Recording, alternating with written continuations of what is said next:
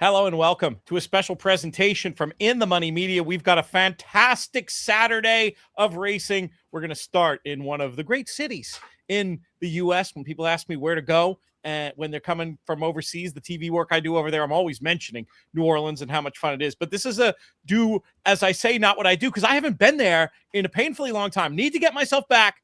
But I feel like I get a little slice of the place every time we have this guest on. Very happy to welcome back to the show, respected tournament player, horse player, raconteur, the accolades go on and on. For Frank McGoey, how are you, bud? I'm good, buddy. How are you? Things are good. Things are good. I actually thought about you the other day. I was putting a trip comment on a horse, and I actually wrote loomed. That's where it comes from. That's where it comes from. No, they rarely use it in the chart callers. Rarely use that anymore. They got some creative new terms, but looms boldly.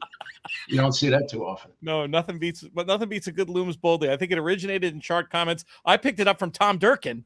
I've told him that story a couple of times. As always, just okay. He's such a joy, and I'm glad to pay homage to one of the all-time greats. I tell you what. When I get trapped on YouTube watching old races, you really get to appreciate some of his calls. I mean, he was so good. Good. Talk about a raconteur. I mean, he just found a way to make every race a story. And the big ones, I mean, he had a great feel for it. He had a perfect cadence. I mean, he was the best. Do you have a particular favorite? We'll do a tangent here. Why not? We'll go a little longer than I told you, but we got to get tangents in when we have you on. What's your favorite Durkin call? Little Rachel Alexandra call. Yeah, Rachel Alexandra, the great. Yeah. I mean, he had so many. Were you there that day? I was not there that day. No, I was there that day. Really? Yeah, it remains my number one in person. I think even over Faro. I mean, Faro might beat it in a photo, but I mean, holy Christmas, was it special to be there when that grandstand rocked? It was noise you could feel. Yeah. Right. Oh, it was like being at a Mets playoff game. Not that we have many of those anymore, but you know what I mean. I remember being in the Superdome for the Katrina comeback game for the Saints. And that was the loudest I had ever heard anything like just noise you can feel. Yes, that's it. Oh, that's so cool. All right, I should get to a little piece of business here. We are brought to you today by our friends over at Twin Spires. Talked many times on these shows about how much I love this Twin Spires tournament platform. There is a Risen Star Day game, 800 to play. You can feed into it. You can feed and qualify pretty much every day over there on twinspires.com, with the big goal, of course, being horse racing tournament's latest major, the Kentucky Derby Betting Challenge. Just go to twinspires.com, navigate over to that tournaments tab, see what's there. If you have any questions, Darren Zocali over at TS, he's on these airwaves from time to time. Very sharp guy, does a great job helping people, and I always volunteer to people as well. If you've got a question about handicapping tournaments, I've been on the scene for a long time now. Had the pleasure of meeting characters like this guy. If you have any questions about your tournament's journey, reach out to me personally, inthemoneypodcast.com. Hit that contact button, goes right to my personal email. But now on to the really important business of who's going to win these races. We'll come back to you for a story at the end, because I have a feeling you've got one for us. But unless you have anything, and I know sometimes you do, if you have some strong things on the early part of this card, we'd love to hear it, or we can just dive right into the stakes. How do you want to approach this? We can scoot through some of these maiden races because they're so tough, Pete. It's crazy. I mean, they are really tough.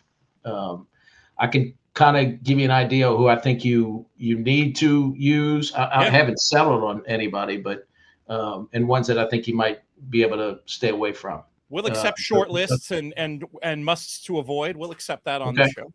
Cool. You want to start right at the beginning with this 5.5 start race dash? 1, the turf sprint, right? Yeah. So you've got a couple coming out of a common race here, which was run on Gun Runner Day. First race on December 20th. I had liked Ranny that day. And by the way, I don't know if you don't have program numbers yet, there's no entries on this card. So the post position numbers you see in Equibase, those will be the program numbers, right? So Ranny, the 8 horse, had a really kind of an up and back run in that race. Paco kind of got it going. The door got shut on him. He shifted back, came running again. that horse will do better. And another one coming out of that race that I think will do better. Oh no, not coming out of that race. There were two other ones that I was interested in. Seeking Attention for Urton, the two, absolutely blew the start in his first start, was wide. Jose jumps on. That horse is going to run better. Had a decent, nice, easy work on February 7th. And Beckman's horse, Yaudacity, you could just draw a line through that race in Aqueduct. I think that's the other one you got to use. And then Spare Me for Cherie would be the fourth one. I'll be avoiding that one a little bit. I think the 2, 4, and 8 are the main three players in that race. I'm gonna write down 8, 2, and 4 in my notes as the short list as we move to the 3-year-old colts in this 6 furlong maiden that goes as race 2. This race is crazy. I mean, this race is freaking loaded. Start right from the rail. The one, Trouble Calling, was game as could be, chasing Knock It Off on LeCompte. That was an Asmussen horse that went wire to wire. And this horse kept battling the whole way, has come back and looked good in the mornings.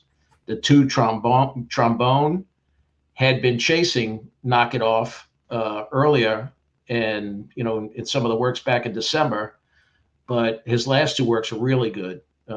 One on January 15th went with a nice horse named Prime Power, and then on February 5th, beat his mate in that gate work, Fast Gun, by 3 lengths. So he looks like he's definitely got some ability. And then out towards the outside, you got Mojicar and Vivo Stavolta for Cherie. Mojicar, I was real high on, and you can see he took a ton of money on Gun Runner Day. Totally walked out of the gate that day. I mean, just had so much to do. The race was over as soon as the gate was open. Has come back and worked well with Golden Tempo, her horse in the Risen Star, and is doing well. Ortiz jumps on. Pratt's not in town this week. But her other horse, Vivo Stavolta, has looked really good in the mornings too. That work on February 6th, you can see before that, Cherie kind of trains like Chad. A lot of easy halves in teams, right? Yep. You can tell they're good horses. You can tell they're doing it well in hand, but she doesn't open up the gas in the morning too much. But that work on February 8th, they were running a little bit. And they were doing it well in hand. And that 48, you could tell they could have gone faster, and that worked. Right. Work with another first-time starter that's on the card called Island Flower later on. So that's a good gauge how this one does. If later on in the card, you can give you an idea of how Island Flower may do. That's but great. With all that being said, Cox is bringing in Deep Flame from Payson, and anybody that can watch works on First TV, that work on February 7th was with an older horse, Shangri-La Road, and this horse toyed with Shangri-La Road, and Shangri-La Road's a real racehorse. So, I mean, brother, this race is tough. Those would be the ones, but I can't tell you which one's going to win. Spread and hope to survive. Spread and hope to survive. 1, 2, 7, 8, 9 were the numbers I wrote down. I love that Mojicar angle you mentioned. When they take that kind of money, that's a proxy that they have speed. Got bumped at the start there, didn't show any speed. Probably going to improve a lot, but hard to separate. I definitely know he's got speed because he went 46-3 in his gate work before that race. That's one of the reasons they took all that money. I mean, you're going to see a different horse. You're going to see a different horse, but it's such a tough spot. It's not like you can push all in the Twin Spires contest. This is a tougher spot than the last race for sure. So it's crazy. Let's pivot to the first stake of the day, if you have anything in it, or we can just breeze. I'll give you a quick opinion. So listen, I think the usually wrong for Diodoro ran great. It's going to be tough to beat, but if you're willing to take a chance with a horse trying to turf for the first time, Built couldn't be doing any better. Okay. And he'll get some pace to run at in here. Could not be doing any better. So, I mean, if you think he's got some turf breeding, it doesn't look like he's got much. I did the research, but, why not? Johnny B and Catalano, they know what they're doing. Take a little shot with the 6 in race 3, maybe? Is that what we're saying? 6 and 5. Those would be my top 2 in there. I think the favorite will be a tough out again. Usually wrong, too. That's not a bad horse at all. Let's go to the 3-year-old fillies in the Dirt Maiden going 6 furlongs. That is race 4. Same story as race 2, Pete. Another one that's just retardedly tough. I mean, unbelievable. So we have the aforementioned Island Flower on the rail. That's the one that had the gate work last time on February 6th with Vivo Stavolta, and you can get a kind of an idea there. Yep.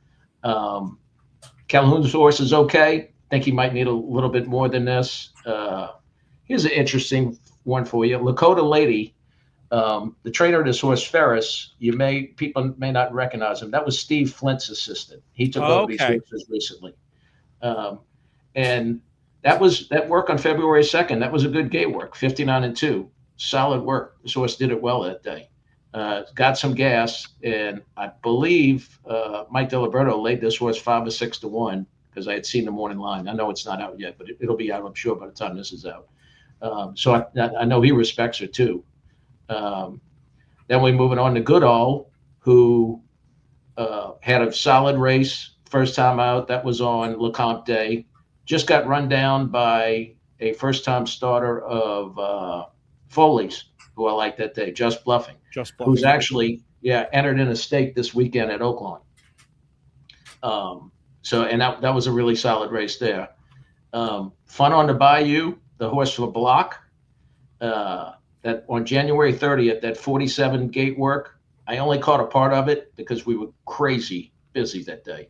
But that horse looked pretty good. I can't give a total endorsement on him, but I can tell you this: his last work on February 7th was an easy half, and he went with the Urton horse, Seeking Attention, the turf horse in the first race. Okay, they went well together as a team. And then Al's horse, Best Beach. I think you might need to see one. Paul McGee's horse, These Walls Have Ears, will probably improve in his second start.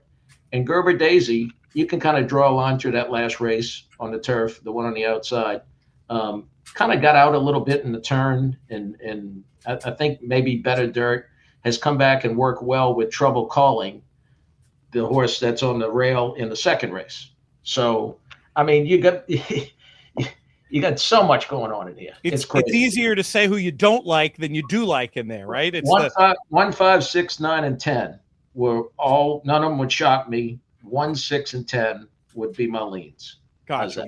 I like it. But like even you made cases on a runner like the 2 as well. Would you be okay leaning against that one or no? I'd be surprised if that one beat me from what I've seen in the morning.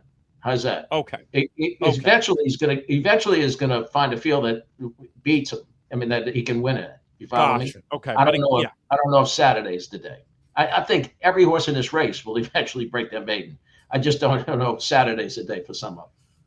It's going to be a fun early pick 5 to mess around with. It's crazy. It is crazy. And it gets deeper in the next race. Oh, that's what I was going to ask you. How about this Peleg with the 3-year-old fillies going a mile on the turf? Right. So you obviously have to use the horse from the rail that was 50 cents on the dollar, Ocala Gala, who got run down by another Cherie horse that was 45 to 1 that day. Not kidding you. Is that hard to believe? One was 1 to 2 and one was 45 to 1. That's racing. Nobody knows nothing. Right. So let's look. So the one's definitely got to be used. The 3 Raspberry, 2 solid races back at Churchill, and then got thrown to the wolves in the Goldenrod. You can draw a line through that race. And Beckman, who's kind of been quiet this meet at the fairgrounds, I got a feeling we might hear from him this Saturday. This is one of the ones that's in with a chance. He's had this horse at Payson from a lot of the time, and I found a work back on January 12th working with Regald, who's a really nice horse of his, the one that ran in all the stake races. This horse, hung right with her. I mean, Regald was going better, but solid work. That's that one I wouldn't leave out. He has another Beckman, Sonair, the 8 horse. He has a horse that's coming out of turf sprint. Had a horrible trip in that race. Got left, not a horrible trip. Got left, was far back, and finished willingly between horses, looking like more distance is right up her alley. So I think you'll expect improvement there. And this one's been working with Audacity, his turf sprinter in the first race, right? And then moving to the 11 hole, Mighty Hankering for Norm Cassie. This is a Louisiana bred who does not look like a typical Louisiana bred. He picks this spot to debut this horse. This horse was entered on Risen Star Day, on LeCompte Day, and scratched, and it was entered against Louisiana breds, would have been a heavy favorite, would have just pissed all over that field, to be honest with you. But he scratched and waited for this spot. And I know there was nothing wrong with the horse because he worked the day after he scratched and worked great. Right. And his last work on February 6th was really good. It was only 49, but really well in hand, galloped out strong, was clearly best of his workmate. Definitely a solid work. So in there, my top three would be 1, 8, and 11. And then underneath them, the 3 Raspberry that I mentioned for Beckman, and just an acknowledgement that both the 6 and the 9, the 6 being for Stidham and the 9 for Cox, they both trained these horses' mares who both ran at the fairgrounds. So they know the family, right? So although I haven't seen enough that I want to endorse them totally, they know they should know how to get them ready, you would think. And they could be live in a spot too. I'm telling you, the early pick five is juicy. It's one of those days you gotta play it. You just gotta play. Right, risk reward wise, I think it's worth getting involved, but it's not going to be easy to hit. Let's put it that way. Right. We got 2 middle races sort of in between before we get to the big stakes portion of the card. Do you have anything quick in race 6 or race 7? Well, they don't get much tougher. Much easier, I should say. They're just as hard. Nothing really sharp. I'm not too smart in the 6 race. The sharp horse, Maximum Bourbon, that won, was a little bit with the way the track was playing that day, but did it real well and has come back and looked good in the afternoons. Attaché has looked good in the mornings. Fully Volatile for Heitzman. That horse won very easily, deceptively easily. Almost, one of those moves you don't see at the fairgrounds too much. Ranged up in hand around the turn and just did it well. May have another forward move in him. And then you can't leave off Furio on the outside for Sharp. Has been working good. It doesn't get any easy, I'm telling you. 5, 7, 8, 9, and 12. None of them would surprise me.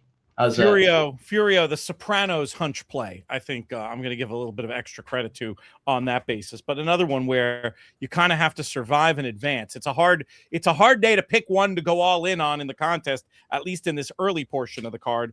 And I have a feeling you're going to tell me something similar about this 3-year-old Dirt Maiden going a mile and a 16, sort of the last chance saloon for horses maybe trying to get into the Louisiana Derby. And anything with that kind of upside in here? It might be the hardest one of them all, Pete. It's crazy. I'm telling you, it is absolutely loaded. So let's start from the rail. Get Them Roses had some sneaky trouble in that last race. I think I encourage any of your listeners to go watch it. Got shuffled back a little bit. It's going to move forward. Might not have been the best part of the track that day either to be on. Should move forward off of this. Came back with a good work on February 6th. I had him going out better than his workmate that day. He gets Gaffleone from the rail. I'm sure he'll be aggressive, have him in a good spot. The 2 Kells surprised me last time, surprised everybody at 86-1. Yeah. That was a solid race. That's the race on Risen Star Day that Ray Gonzana, Pratt kind of stole that race. He just, I don't think anybody was expecting that horse to make the lead. He put him on the lead. And Kell stayed right with him and kept banging, down towards the inside, held off a second. He's done nothing wrong. Magruder is out of Dream Pauline, who is exceptional. A marauder, I should say, for Asmussen. Has been okay in the mornings. Not great, but got the breeding to be any kind. Double Entendre is coming out of the aforementioned Knock It Off race and should improve. Had a little bit of trouble early in there, was finishing up well. Another one that's come back and worked with Golden Tempo, Cherie's horse in the Risen Star, who won the LeCompte. So that kind of gives you an idea of what she thinks of his talent level, right? Sure. And then towards the outside, so the other Walsh horse that worked with the rail horse I had told you about, Get Them Roses. I thought Get Them Roses went better in that work. Awesome Gun, he is a sneaky horse. He had no trip last time. He'll get a much better trip. Johnny V's jumping on, has come back and worked well with Mesquite, Cherie's runner-up in the Lecomte. Worked with him and worked with Cromwell, an older horse. He's doing great. Stidham's horse, Royal Seal. I don't think tomorrow or Saturday will be the day for him. And look, Silver Shot. I mean, he had another rough trip. I don't know who's going to jump on. Paco won't be riding. He got banged up the other day. Yeah. I don't know if they've named the rider yet. But, once again, it's crazy how loaded this race is. I had 1, 2, 3, 4, 8, 10, and 11 on a complete spread, pressing 1, 4, 8, and 10. Okay, so that's good info. The 1, 4, 8, and 10, right. Maybe trying to hit another time. And then if you can afford it with your backups, go in there with the 2, 3, and the 11. Interesting, Very interesting series of races. And we haven't even gotten to the big ones, which kick off with race number 8 as we move onto the turf for the Al Stall Memorial. You have a strong opinion here? We got some very familiar names. Yeah, I mean, so thankfully, to me, it seems like the race is going out, will be a little more formful. 1, 2, and 4 were my numbers in this race. Maduro's doing great. Came off that win here. She did it well, came back and has worked very similar, just an easy blowout, very alert, very ready to go. Drew the rail with Jose. That horse is going to fire again. She'll be tough. And then Chad's horse and the horse is that Brendan? Let me see. I think it's Brendan. Let's see. Expensive Queen. Yeah. Saez is 2 for 2 on her, right? One over the turf at Keeneland. Probably has another forward move in her. I think those 3 are really the 3 to beat in there. I like it. Graded stakes, all graded stakes, late pick 4, starting off with the Mineshaft, which I thought was notable. Didn't appear to be a whole lot of speed in here. Could that give the advantage to a runner like Accelerize? You would think the tactics are going to be similar to what he did in the Louisiana Stakes, right? And he really ran that day to beat Just a Touch. I mean, he had a much better trip than Just a Touch, but this horse dug in late. Yeah, this horse has got to be used, and he's definitely one of the ones to beat. To me, it came down to the 1, 2, 5, and 6, and I'll tell you, the one horse, it just seems to keep getting better. He brought this horse in. Steve brought this horse in from Oaklawn, and on January 29th, worked with Magnitude before Magnitude was supposed to go overseas. Right, and that was a serious work. They went 12-2, 24-3, 48-2, a minute and 2, and then galloped out 113 and the 7 ace and 126. And Duke of Duval was with him every step. And Duke of Duval stopped there. Magnitude went on another quarter mile. It was scary. One of the best works I've ever seen at the fairgrounds. It was nuts. Shame he didn't get on the plane, but we'll hear from him again. He's really something special. So if you want a price that I think might have a shot, I can't remember what this one is on the morning line, but I wouldn't leave him out of tickets, knowing that, it's a step up, but hey, when they tout themselves in the workouts, you got all world connections on your side, and looking at pace figures doesn't have to be too far back, I wouldn't think. Right, you'll get rewarded if you include him on a ticket, and he jumps up. It'll knock out enough people. And Hit Show is one you got to use. Hit Show, but he doesn't sound like a key for you. Yeah, you got to use him. You got to use a horse that comes that's a one-dimensional close is rarely going to be a key for me. I like horses that have more tactical speed. But look, this horse likes the track and runs well on Lasix, and so he's got that going for him. Looks like he's doing fantastic. Anybody that's got First TV, he's got a couple of works on there where the horse looks like he's absolutely thriving. Wouldn't shock me a bit if he wins. I mean, he's one of the logical contenders for sure. Right. Let's move to the next race on the card, race number 10, as we go back onto the turf for the Fairgrounds Stakes.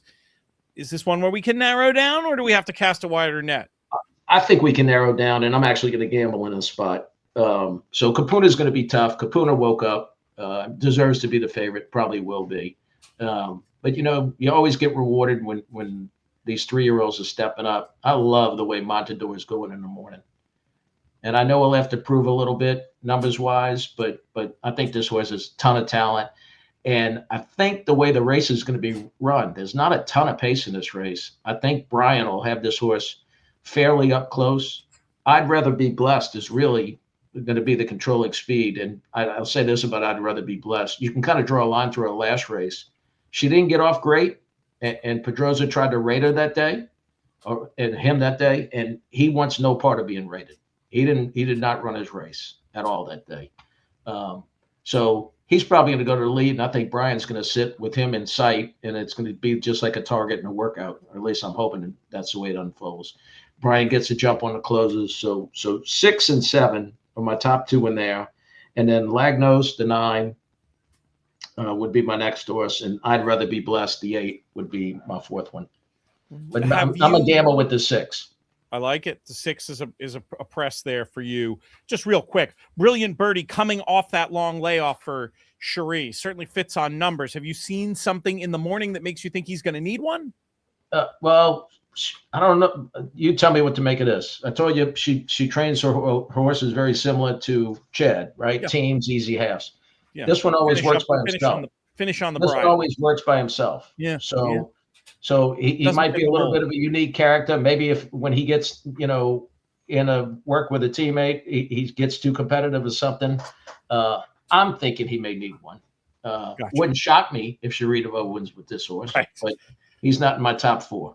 No, I get it. How about this Rachel Alexandra for the 3-year-old fillies? Potential Kentucky Oaks clues. Our friends at 10 Strike Racing taking a little bit of a shot with Agrippina in here. Ain't going to be easy, but I do like her. I like her going forward, but maybe not so much on Saturday. Who's going to win this? Well, you don't name one Beautiful Ballerina unless she's a good mover. So, and she's been down here pointing for this the whole meet. She's doing fantastic. She looks good too. She's one of those ones that's got a presence about her. I think she'll take a lot of beating in this spot. I think she's definitely the horse to beat. Well, that's what we need. We need a place to nail our colors to the mast. You think it could be Bella Ballerina? It sounds like. I think she and you probably won't get her best on Saturday, but I still think she's the best because this obviously isn't the goal. But the same progression that you got with Pretty Mischievous a few years back. Let's hope she goes along that progression.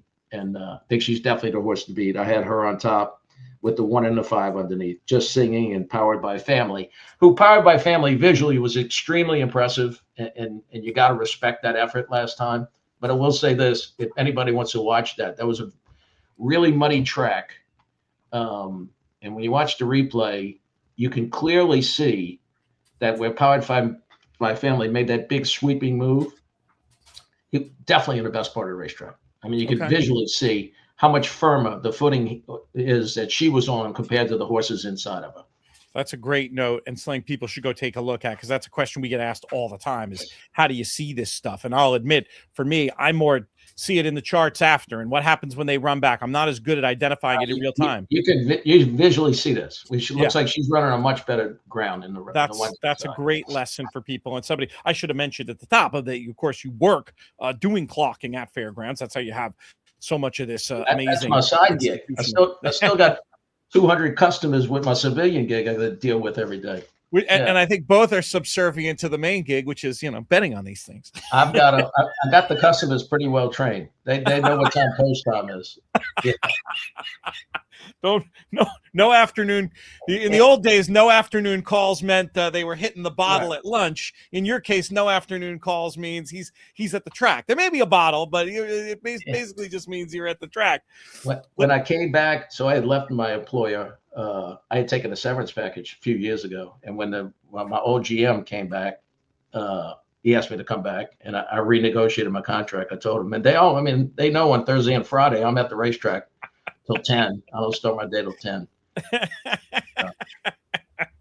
That's right. You're working. It's the morning and the after. I guess the thing about the betting in the afternoon is you can do that from anywhere these days. Good chance to put in another cheap plug for our friends at Twin Spires who do have an app you can bet on as well. All right. Enough silliness. Back to business, and then we'll get silly again at the end. Grade 2 Risen Star. Paladin looks so much like these other Chad Brown runners who've had an impact in the Derby. I was uncreative in here, Frank. I think he looks laid out for this. I think he's going to get a great trip. No Is it doubt. His race to lose? And what do you think about this one? It certainly looks like it. I had it 4 way on top with 5 and 7 underneath. It looks like, I mean, like you said, it's going to be up close, going to get first run. It's got the mile and an eighth under his belt already. That's a big deal. Coming in fresh. Yeah. He's going to be real tough to beat. We don't need to spend too much time. I would think that this course was that Chad was thinking about this all along. If he is kind of talent that he looks like he is, it's the same thing he did with what's his name, Sierra Leone. Yep, exact same pattern, and Zandon too, exact same pattern. Yeah. So this is the big gun, right? Todd's horse is getting blinkers and looks like he's sharpened up in those works on First TV that I saw of him. And Chip Honcho surprised me in the Risen Star. Ran better than I thought he would, and has come back and worked well. And of the speed horses, him and Carson Street, I think he's the one I prefer have. Not Carson Street. Is it Carson Street? Carson Street, yeah.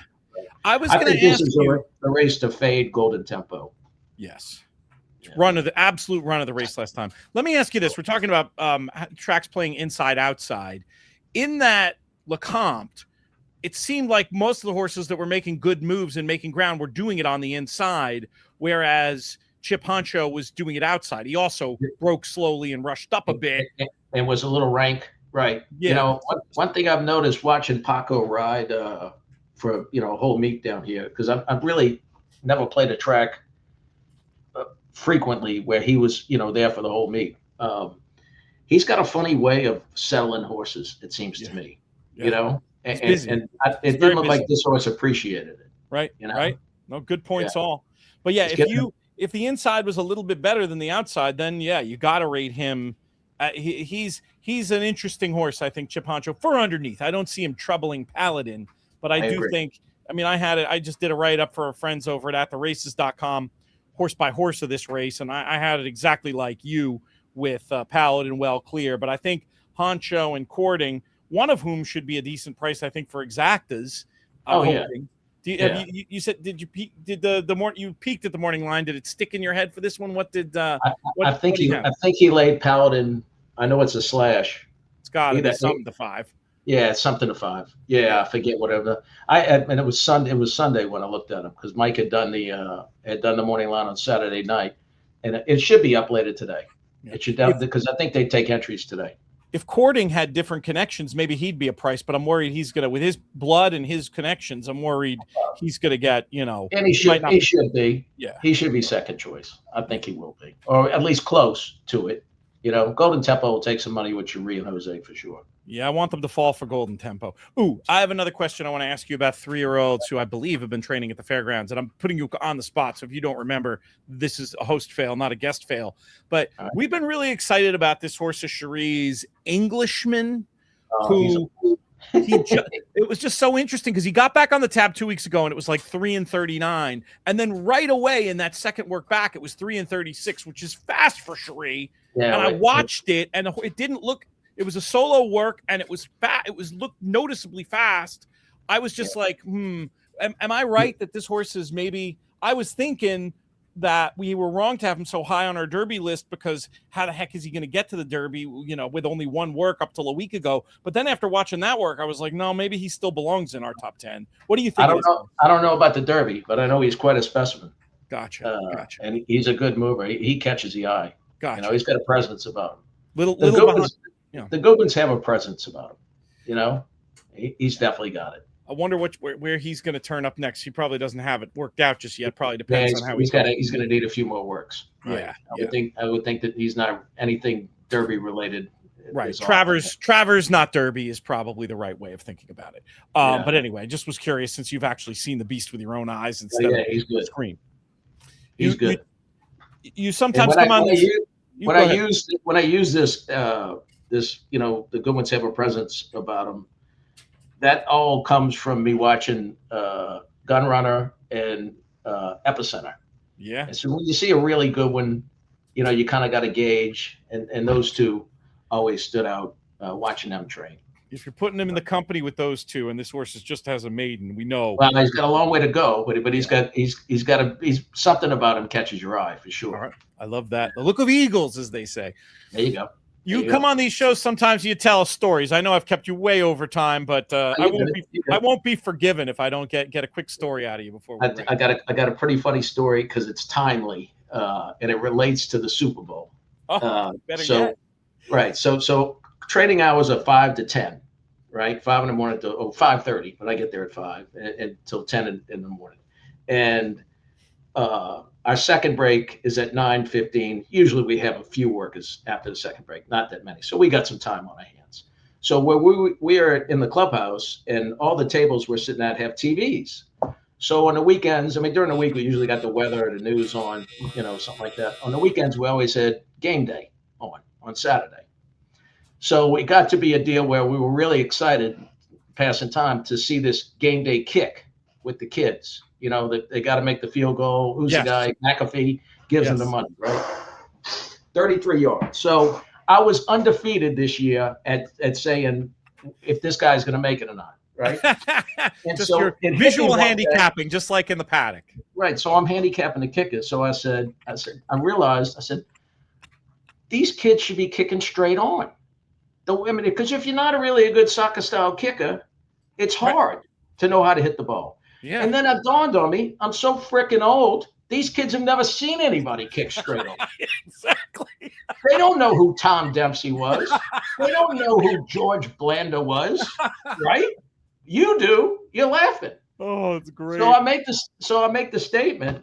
I tell them, I tell Pet and Gill and Mike Deliberto and Mike's son Josh, and we got a guy that's a soccer player on the other side, back at the half-mile gap, and I said, I could make that kick. You couldn't make that kick. I said, absolutely, I can make that kick. I played in flag football leagues. We used to kick all the time. I could kick. You can't do it. So I said, all right, here's what we're going to do. I got him to agree to the terms. I said, Super Bowl Sunday. I'm bringing a football out here. I'm going to set it up on an apron. We agreed that the height of the finish line pole was similar to a crossbar. So if I cleared that, went over the main track, and landed halfway on the turf course, they said, this is okay, that's 33 yards. So now that they're out, you can't do it, we're going to bet. I said, we're on, boys. This is happening. So, and this is a ways out. So now fast forward, we go to, I think it was Christmas, New Year's Eve. I'm playing golf with Patrick and two other guys from out of town. And somehow College Game Day comes up, and I tell him, I said, I got to make this 33-yard kick on Super Bowl Sunday. Patrick said, what? I said, yeah. He goes, you ain't making that kick. I said, put your money where your mouth is. So I think the bet was 500, right? So last week on Monday, my wife's here, and I said, I'm going to the park. So I had gone to Dick's. I had to go to Dick's. I bought a football, $60 freaking football, one of those tripod tees that didn't exist. Those didn't exist when we were kids, right? So I go to the park, and I set it down. I kick my first one from 20 yards. Goes right through. And then it dawned on me. I said, I got to get this on film.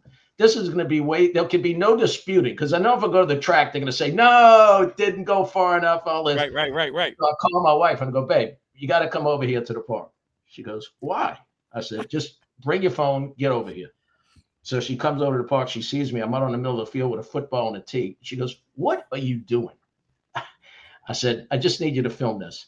So I filmed 5 little clips. I said, like, what I was doing, I'm going to do a practice kick from 20, then we're doing the 33-yarder. Well, I actually hit the 20-yarder better. That one would have made 40. And then I hit the 33-yarder, and I told him the bet's off, but you got to make a donation to the PDJF or my wife's dog rescue deal. So I let him off the hook. But then we're watching. She's telling me I'm crazy. We're watching the Super Bowl, and lo and behold, first score of the game is a 33-yard field goal by Seattle. And they go, oh, he's lining up for a 33-yarder. She goes, you could have made this. So you made the 33, but it wasn't as impressive. Is that what you're saying? That's why No, you didn't. I mean, yeah, but I made it. Good. Good. I got. I'll send you the video. I want to see the video, and I want confirmation that everybody paid up to the appropriate charities. Okay. All right. And then listen, I'll give you one more quick story. This is great. So we go to Pegasus this past weekend, or 2 weeks ago, whatever it was. Total bloodbath. I mean, just I think I had the second winner, and that was it. It was a total abortion. Horrible. I did not cover myself in glory either. Tough day. Yeah, it was a tough day. So one of the guy whose plane we fly up on, he's not a horse guy. He's just a friend of ours. He likes hanging out, having a good time. He's a wheeler dealer. So while we're up there at the track, he's riding around Florida looking at yachts to buy and heavy equipment. He's a heavy equipment dealer, all kind of stuff. So he shows up on Pegasus Day. There's only one race left, the Pegasus, right? And you know, we're laughing and drinking at this point because you know our contests are shot. Nobody's winning any money. He says, "Well, I want to play." We're not doing any good. So he asked Claude, his GPT, AI app. Yep. Who's going to win the Pegasus? Gives him 3 horses, makes a $40 box, and cashes for $2,800. Unbelievable. Only winner on the trip, walked in for the last race, knows nothing about horse racing. Oh, it was that kind of day. The rest of my life. Oh my God. Some days it's bet. You forget what we do, Frank. Some days just bet on the one with the longest tail. You know, it's amazing. It's amazing. To give him credit, his name's Eddie Retton, and he's a great guy. So I was glad he won. So it was fun. Probably just had a lot of horse players. Any horse player listening to 42 minutes in this show is now downloading the Claude bot or whatever the hell it is and getting started making their own model. Frank, this was awesome. Really appreciate having you on. You know what I'm going to do? I was going to do this as a 2-segment show on the audio side. I'm going to do it as 2 separate shows because I want to make sure our friends in Maryland get their due because they've got a great contest too. You can find out all about that over there. On this show, though, thanks again to Frank. Thanks again to our sponsors over at TwinSpires. Go to twinspires.com, navigate over to the tournament page, play in the Risen Star Betting Challenge. Frank gave you lots of ideas there.